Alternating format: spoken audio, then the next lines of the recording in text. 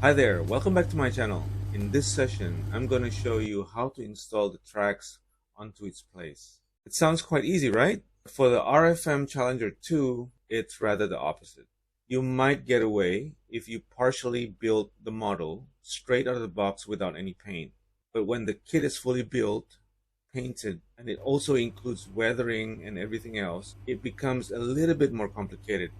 In this video, I'll show you how I return those tracks back into its place without breaking or damaging any of the kit's parts.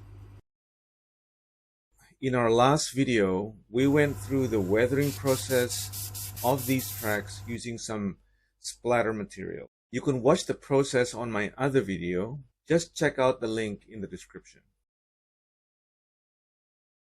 Alright, now it's time to install this.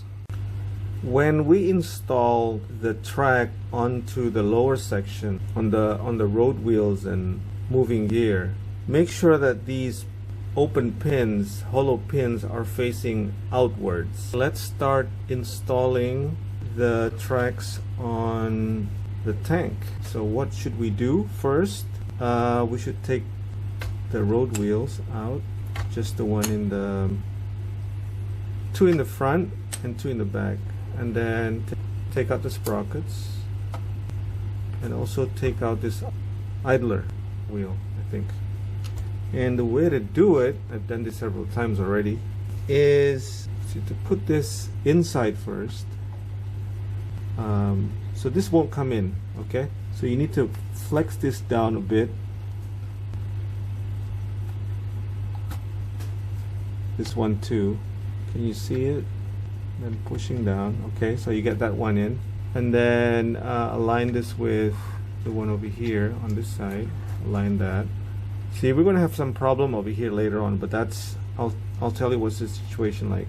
So our focus is on the sprockets. So we need to put this back into the holes. Place it there.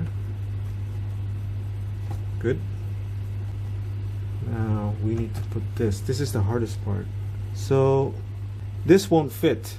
Technically, it won't fit. You need to flex the pin over here so that it would accept this hole. I've done it several times. So if you go like this, it won't work. Okay, because there's this overhang thing. I don't know why they designed that.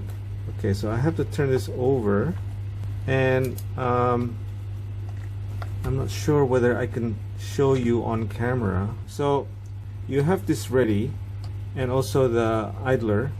Put it inside in the middle, align it, and then flex the overhang a bit.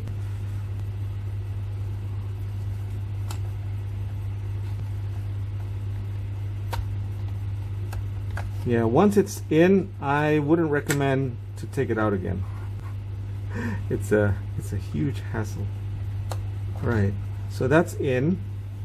So the next step would be to fill it out with the road wheels. So I'm putting them back together again, align it, and then kind of go back here in the rear section. Yeah. So now you have well-weathered tracks. This is the one that I've already made, and this is the one that I just completed. These are all 79 individual links. So okay guys, I think we're done. So I hope you liked the video. Thank you for tuning in. I'll see you later. Bye for now.